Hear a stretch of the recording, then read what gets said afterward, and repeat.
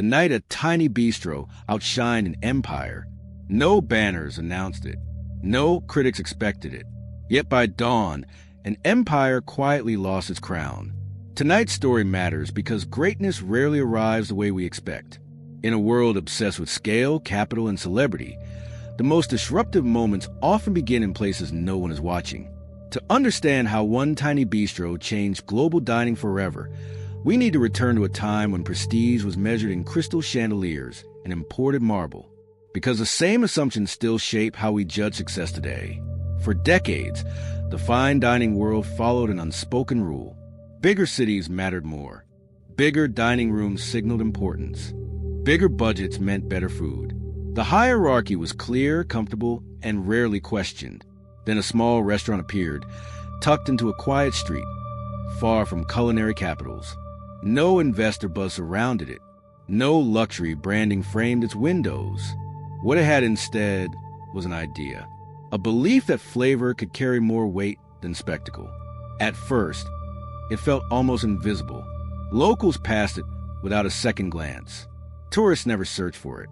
Inside, the kitchen was cramped, the staff counted in single digits, and every service felt like a risk. But the chef insisted on something radical. Absolute focus. No distractions. No compromise. Every plate had to say something honest. The early nights were tense. Some guests didn't understand the portions. Others questioned simplicity. A few walked out confused, even disappointed. But something unusual kept happening. Those who stayed until the final course left changed. They spoke more quietly. They remembered flavors days later. They told friends not what they ate, but how it made them feel. Word traveled slowly at first. A whispered recommendation, a passing mention between chefs. Then the tone shifted. Reservations became harder to secure. Industry insiders started asking questions. Why was this place different? What was happening behind that modest door?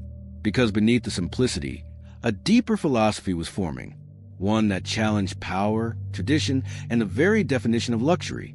And soon, the world's most powerful dining institutions would feel its impact. But no one was prepared for what happened next. The shift did not happen overnight. It unfolded quietly, almost politely, as if asking permission. At first, only chefs noticed. They tasted something unfamiliar, not complexity for its own sake, but restraint with intention. Every ingredient spoke clearly. Nothing was hiding.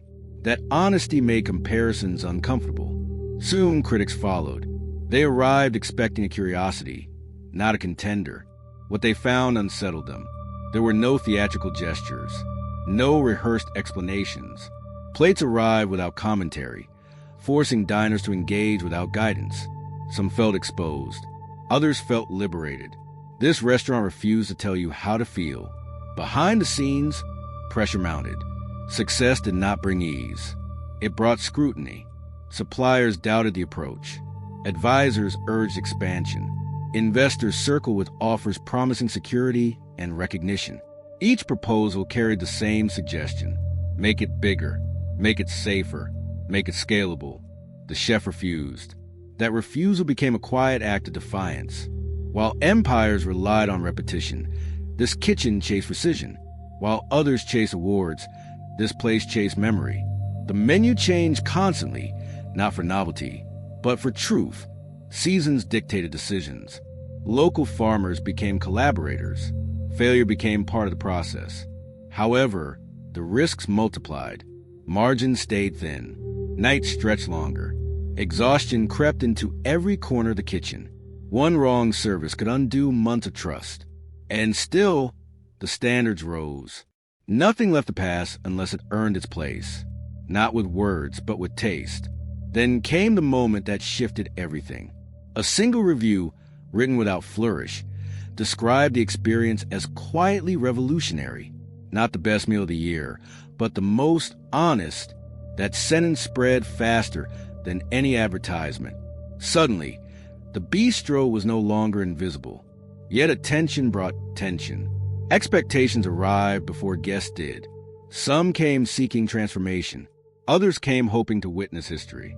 The room felt heavier. Mistakes felt louder. The chef began to wonder if purity could survive recognition. Because when something small challenges something vast, the real conflict is not external. It is internal. And the hardest question still waited. Could this restaurant remain itself once the world started watching? As attention intensified, the atmosphere inside the bistro changed. Not visibly, but emotionally. Every service now carried expectation. Every plate felt examined before it was tasted. What once felt intimate began to feel fragile. The chef felt it first. The quiet confidence that guided early decisions started competing with doubt. Was the food still honest, or was it slowly becoming a response to applause? Each new idea raised a question. Was this curiosity or pressure disguised as creativity? Inside the kitchen, tension grew sharper. The team worked in near silence, focused, disciplined, exhausted. There was no room for error. One imperfect dish could ripple outward, amplified by reputation. The joy of discovery slowly shared space with fear of disappointment. Meanwhile, the industry reacted. Established institutions dismissed the bistro publicly, then copied it privately. Elements once mocked became trends overnight. Simplicity turned fashionable. Local sourcing became a talking point. What started as resistance was now being absorbed. That paradox cut deeply.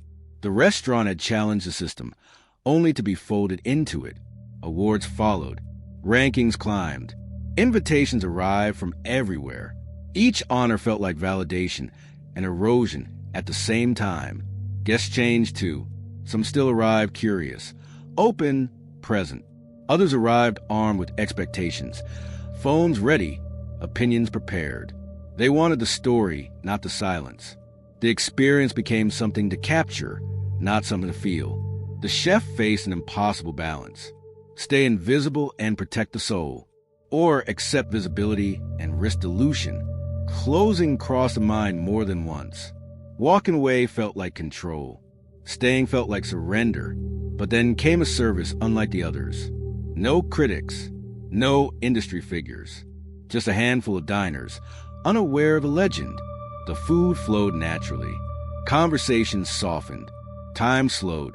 For a moment, the restaurant felt like itself again. That night revealed the truth. The conflict was never about scale or fame. It was about intention. Whether success dictated choices, or choices dictated success. And with that realization, the story moved toward its most defining moment. The defining moment did not arrive with applause. It arrived quietly, during an ordinary service, with no witnesses to mark it. The chef made a choice that night. Not to grow, not to franchise, not to chase permanence, but to protect the feeling that started everything. The menu became even more restrained. Fewer dishes, fewer ideas, more meaning. Every ingredient had a reason to exist. Every absence spoke as loudly as presence. The dining room stayed small on purpose. Scarcity was not strategy. It was preservation. Industry pressure never disappeared. Rankings still shifted. Critics still speculated. But the restaurant stopped responding. It no longer explained itself. It no longer defended its philosophy. The food spoke, or it did not. Either way, the choice remained intact. That decision sent a message far beyond one kitchen.